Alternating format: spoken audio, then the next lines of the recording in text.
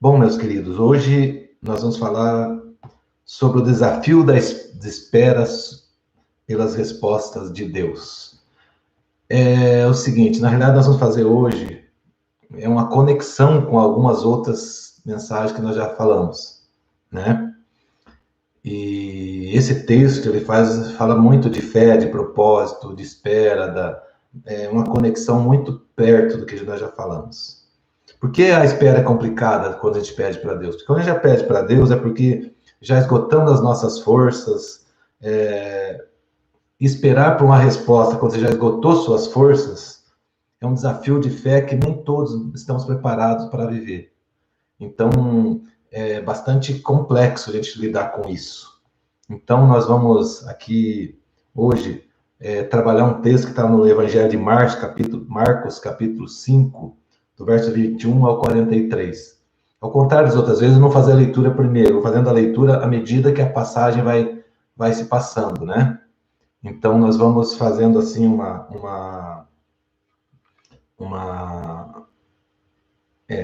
momento de refletindo e encaixando no texto, tá certo? Então, a história que nós vamos ler hoje é a história da filha de Jairo, a ressurreição da filha de Jairo. É uma passagem bíblica que tem 4 ângulos diferentes de observação. Jairo, ele é um pai desesperado que está com a filha morrendo. E ele sai e vai chamar Jesus para poder curar a filha dele que estava nas últimas, né? No caminho, aparece uma mulher sofredora que interfere e atrasa todo o processo de Jairo.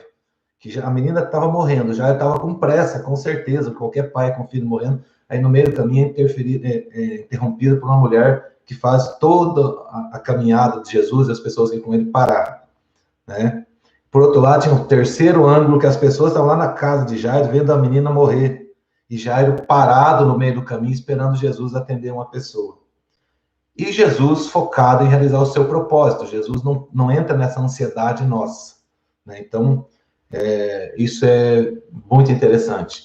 Para contextualizar, então, Jairo é o chefe da sinagoga e, por regras religiosas, a tendência era ele ficar longe de Jesus, porque Jesus estava afrontando todas as tradições religiosas daquela época. Então, era difícil, mas o sofrimento, a angústia e a necessidade fez o Jairo quebrar as barreiras e ir até Jesus. Então, uma situação crítica fez Jairo deixar tudo para trás e ir até Jesus. Então, o verso 21 começa a narrativa do Evangelho dizendo assim: tendo Jesus passado de novo no barco para outro lado, ajuntou-se a ele uma grande multidão, estava à beira do mar. Chegou um dos chefes da sinagoga, chamado Jairo, e logo que viu Jesus, lançou-se aos pés. Lançar-se aos pés era uma atitude de adoração, de reverência naquela época, como é até hoje o símbolo da palavra adoração, é poder beijar aos pés, né? Ele rogava com instância, dizendo: minha filhinha está nas últimas, rogo-te que venhas e lhe impõe as mãos para que sare e viva. A disposição e a resposta de Jesus foi imediata para Jairo. Jesus foi com ele e seguia uma grande multidão que o apertava. E nesse momento, essa multidão iria caminhando, e acontece mais uma outra história aqui no meio agora, né? E que traz nós falamos até na última semana sobre esse texto bíblico, né? Que fala assim: ora, uma certa mulher que havia 12 anos padecida de uma hemorragia e que tinha sofrido bastante às mãos de muitos médicos e despendido tudo quanto possuía, sem nada aproveitar, antes ainda pior. Tendo ouvido falar a respeito de Jesus, veio por detrás dele, entre a multidão, e tocou-lhe o manto. Porque dizia: se tão somente tocar as vestes, ficaria curado. E imediatamente cessou a sua hemorragia e sentiu o corpo estar já curado do seu mal. Multidão, nesse contexto aqui, significa todos os obstáculos que nós enfrentamos para ir até Jesus. A multidão pode ser o nosso relacionamento, as pessoas, o trabalho, nossas crenças, até a religião mesmo, porque aqui as pessoas que estavam com Jesus, uns queriam cura, outros eram seguidores, os próprios discípulos de Jesus tentaram impedir. Se olhar nos outros evangelhos, está essa narração lá. Tentaram impedir ela de ficar insistindo com Jesus ali, né? Então, ela disse, tão somente eu tocar no seu vestido, eu serei curado. Isso é fé. Nós falamos na semana passada como isso é uma representação de fé, né? E dizia, tão somente tocar as vestes ficaria curada. E aqui, porque na época é o seguinte, toda mulher que estava com sangramento, como eles diziam na época, né? Estava no seu período menstrual, ela não poderia ser tocada, toda pessoa que a tocava, o homem que a tocava, o sacerdote que a tocava, ele se tornava impuro. E ela não poderia tocar em Jesus, pelas regras dele. Como assim? Como ela disse assim, se eu tocar em Jesus, ele fica sujo, né? Fica impuro. E na realidade é exatamente ao contrário, né?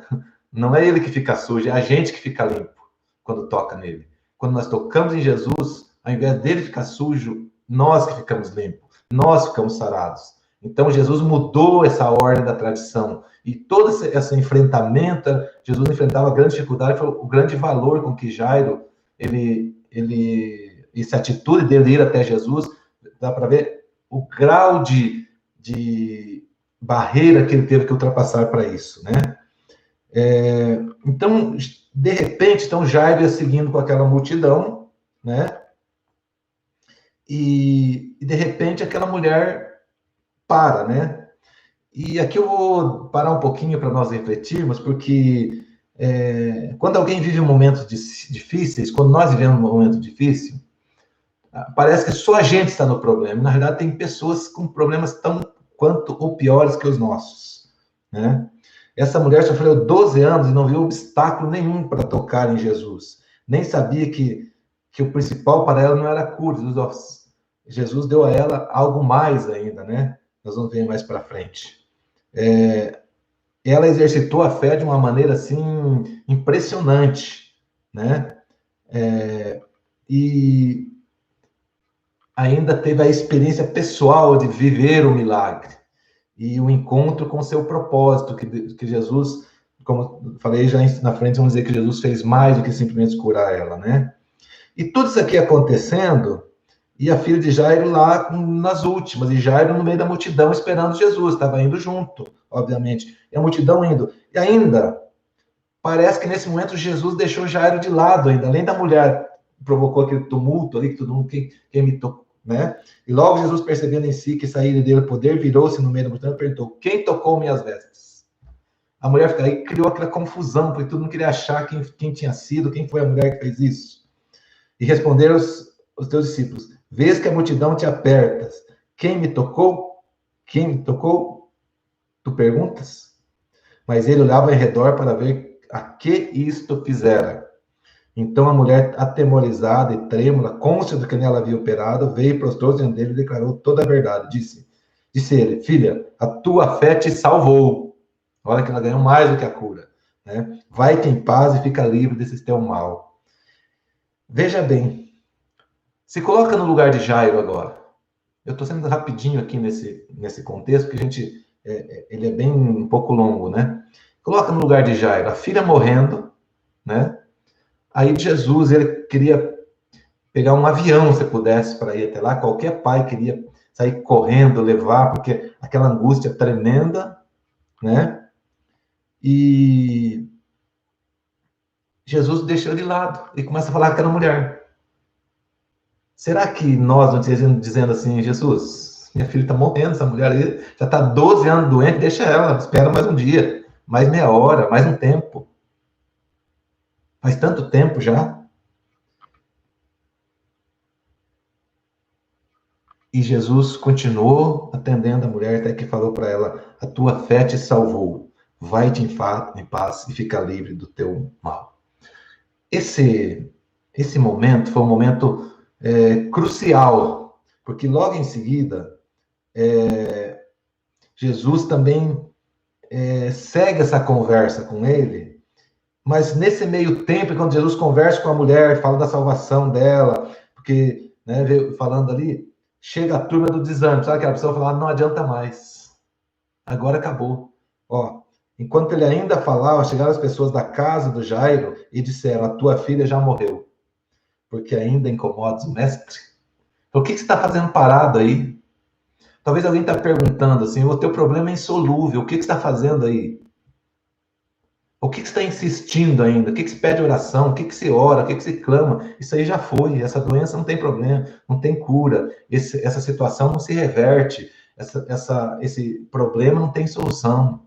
Tem muita gente que vem assim, mas eles não conseguem olhar para dentro de você e enxergar o tamanho da fé que está dentro de você. Você não consegue olhar para você e ver a experiência que você já viveu. Não consegue olhar para dentro de você e perceber quão profundo é esse momento de estar com Deus. Quão profundo é esse momento de você ter a esperança certa que Jesus está ali. Ele está falando com a mulher, mas ele está ali, do lado.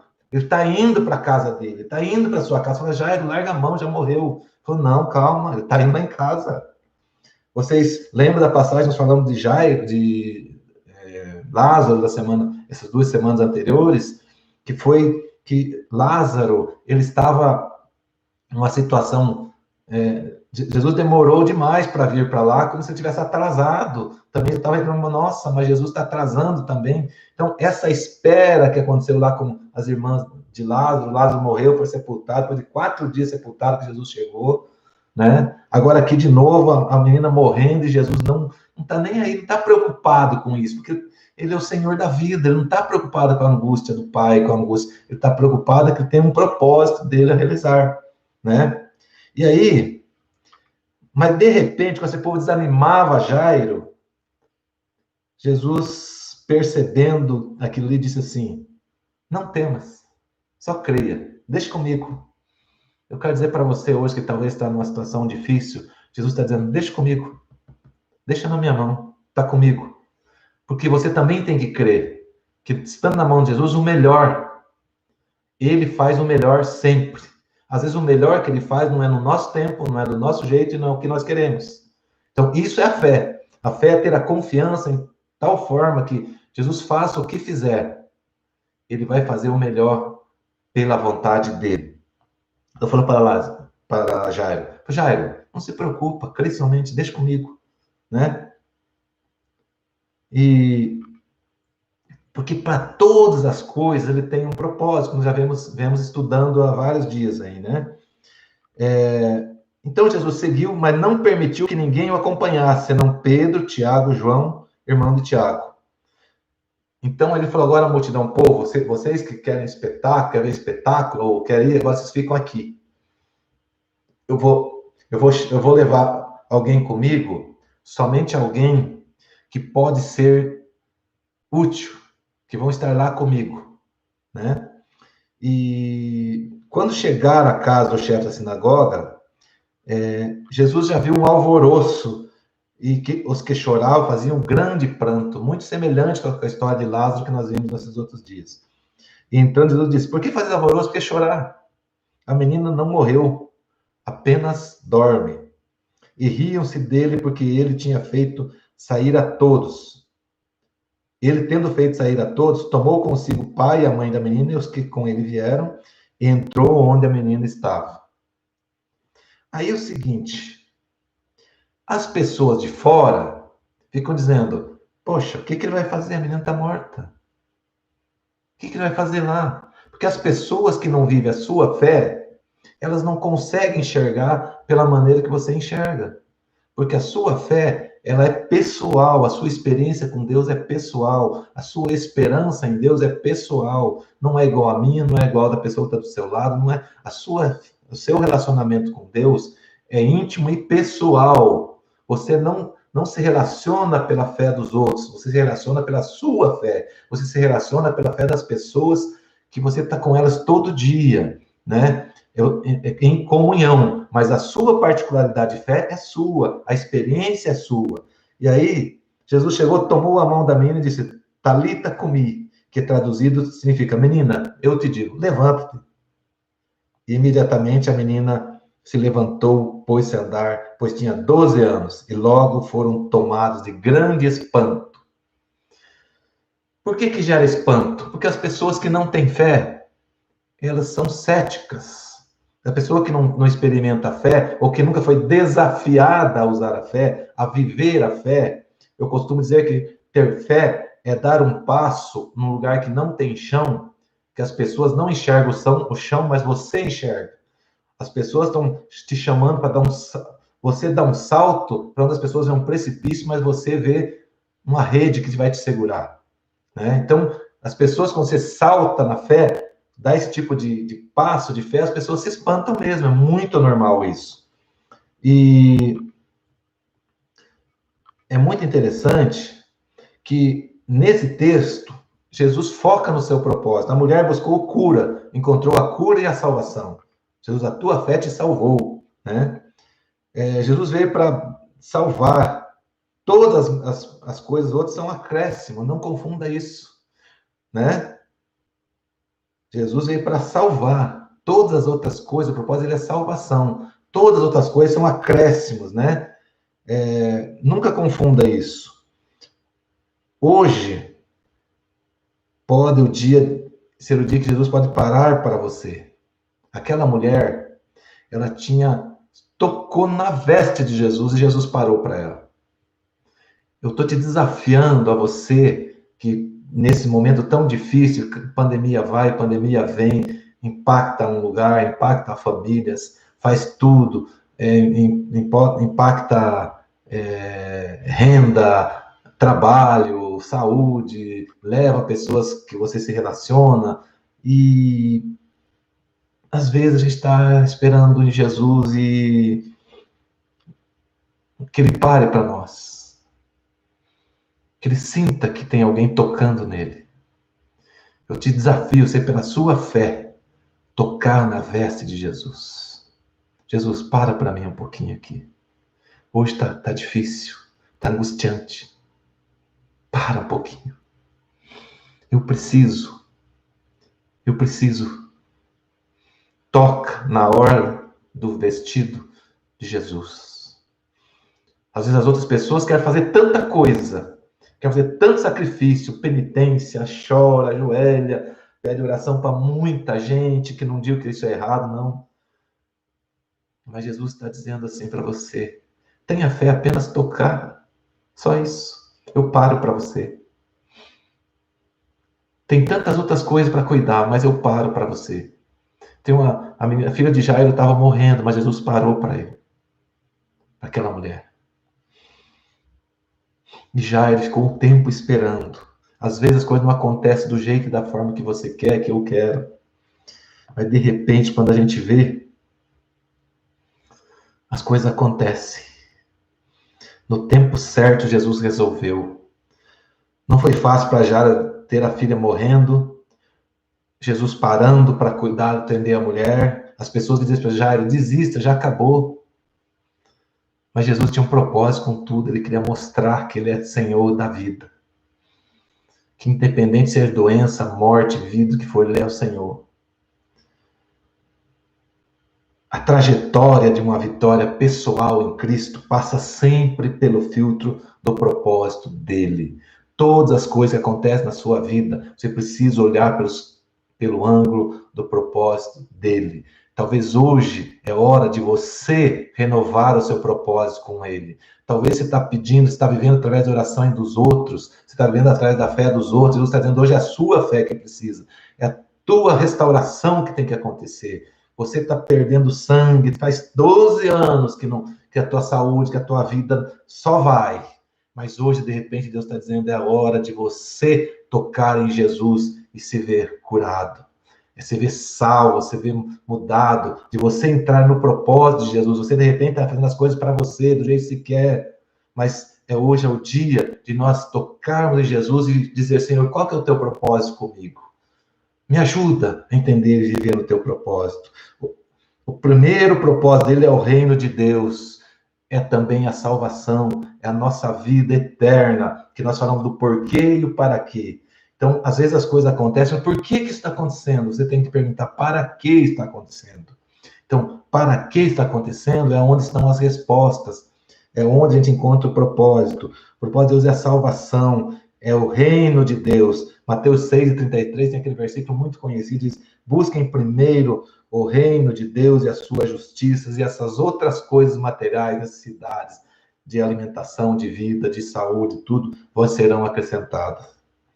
Sempre que colocamos nossos objetivos pessoais na frente, nós prejudicamos o propósito deles. Os nossos objetivos pessoais é uma das coisas que eu posso comparar com a multidão. É uma das coisas que eu posso comparar com aquela multidão que ficava ali em volta de Jesus, impedindo a mulher de chegar. São as nossas coisas pessoais, as nossas dificuldades, os nossos relacionamentos, os nossos propósitos de vida, tudo aquilo. É hora de cada um, mesmo em momento difícil, exercitar a fé, tocar nele e deixar ele realizar seus propósitos na sua vida. É hora. Eu convido todos que nós entreguemos novamente nossas vidas e nossos planos a ele, para viver segundo os propósitos dele. O tempo que nós temos que esperar nele não é nada. Como Jairo disse, ele está ali. Eu estou esperando porque Jesus está ali. Estou tranquilo. Se ele falou que vai lá em casa, o mestre falou que vai na tua casa, ele vai. Espera. Quando ele chegar, tudo se resolve. Tudo se realiza. A nossa fé precisa desse exercício. A nossa fé, muitas vezes, as dificuldades vêm, a nossa ansiedade nos toma, porque quando eu falo de ansiedade, eu estou falando de que a ansiedade é um oponente da fé, é o oposto da fé, aliás. Porque o que é a fé? A fé é a esperança das coisas que não se vê. A esperança das coisas que não se vê. Mas a certeza, né? É a certeza das coisas que não se vê.